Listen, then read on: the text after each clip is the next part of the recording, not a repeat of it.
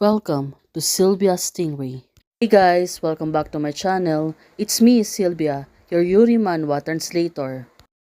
Hey guys, good afternoon. Let me present you the new chapter of There Are Always Teacher Asking for Parents, chapter 51. So here it is.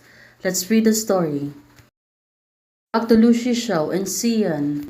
After taking a shopping together, and arrive at the parking lot of the community, the two of them suddenly feels awkward, especially for Lu Shishao.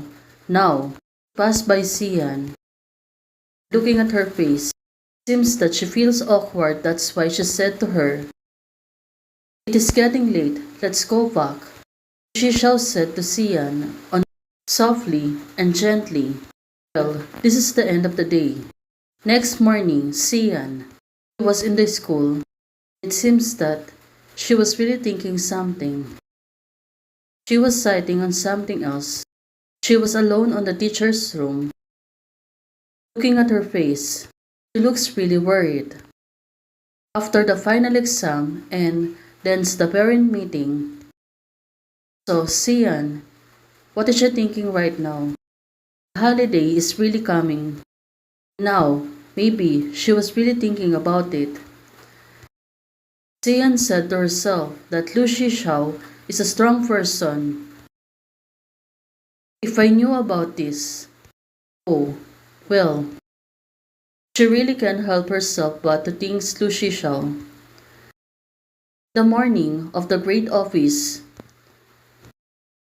Why hasn't the math test paper come over yet? Xian, she was really worried about this. Right now, it turns out the math teachers came in. Xian, she looks really surprised. Well, suddenly the math teacher looks really angry. Take a look at your class. Not to mention the bad grades. Now, I have learned to cheat. Copying is not smart. Paper noodles are exactly the same as Wang Shai, and even the people have to copy. The math teacher, he was really angry.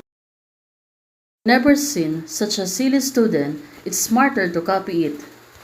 Teacher is pertaining to Lu Wei, but she's been cheated the test paper. That's why the teacher was really angry at her. What will Xian's gonna do?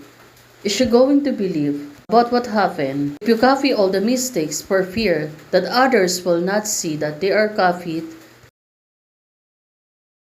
she seems to be worried about this. Of course, it was Lu Wei, the daughter of Lu Shishao, and now she looks really concerned about this matter. Such a good and sensible child actually uses brain to cheat. Well, right now, Xian seems that she is not really believing on this. In the afternoon, the parents' meeting, I will report this to her parents. If her parents come to the office, I want to see what kind of parents she have. Well, the teacher seems to be bad. Even though he doesn't know what the parents like, he can say things like this. In the afternoon, Xian, the parents really came in one by one. Before the parents' meeting, some of the parents already arrived and greeted Xian. "Hello, Miss C." Well, Xian, she looks really serious. "How is your child final exam this time?" "It's okay, but why is there 0 points? Well, it turns out everyone is really concerned about the grades of the daughters and son. Xian, look at her. She looks really sad, right? Well, how can she really explain this to Lu Shishao? But something familiar fragrance once. Now, did she really smell? Lu Shishao was near, looking at her. It is the taste of Artemis. She was pertaining to Lu Shishao perfume, and now she really smelled it. That's why she was looking in the door, and she can see Lu Shishao is coming inside. She looks really serious. Lu Wei has been accused on cheating on test paper. Well, what could be wrong? Lu Shishao, she will really get mad on this. Right now, she's greeting Xian. She said, "Teacher C." Well, she seems to be happy seeing Xian right now. But looking at Xian, she looks really serious. She welcomed her and gave her a card. Sian, right now, suddenly froze. She was looking at Lu Shishao. Lu Shishao seeing the result of the child.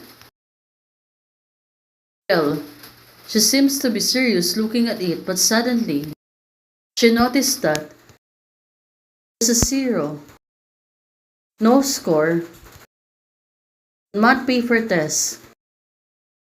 Well, now she's being alerted. She was looking at Sian. She said to her, Math, 0 point. Well, Lu Shishao seems to be rattled. Of course, she is really worried about Lu Wei's test. And Sian is looking at her seriously. Lu Shishao is asking Sian, how is this? What's the matter? Why Lu Wei scores 0 on math? Now, Sian, how can she answer her? She kept herself silent and said to her, let's come out and talk. Sian, now, how can she explain to her? The two of them goes outside the room.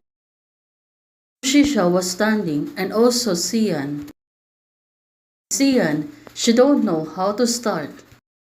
Well, probably she don't want to offend Lu Shishao. But what's happening, and right now Lu Shishao, she really can't help herself but to ask her, what's the matter? He's asking Sian. Sian, move closer to her. Now Sian is holding her hands. Sian said to her, the spinal math exam. Now, she kept herself silent again. Was looking on Liu Shishao. Sian said to her, Nunyo was cheated, as the teacher said, according to the usual way, the points are awarded and her ranking is the end. So Sian right now trying to explain to Liu Shishao what happened. So Liu Shishao, she was rattled and she was really surprised that her daughter is cheating. Now, looking at herself, she really can't believe it. Daughter's cheating on the test? Well, it's really embarrassing. Well, she copied her classmates and the wrong places are exactly the same. Sian explaining to Lu Shishao. Lu Shishao seems to be sad. How can Lu Wei do this? Found by a math teacher. Now, looking at Lu Shishao, test paper is at a math teacher. But, of course, the teacher said to told you to wait after a while. The parents' meeting ends and please go to his office. So now it really makes sense. Well, what could it be wrong? Let's see then what will happen next week. Hey guys, thanks for supporting. Ana Paula, the other one. Thank you for joining the membership today. Hey guys, thanks for watching. If you like the video, please don't forget to like, share, and subscribe.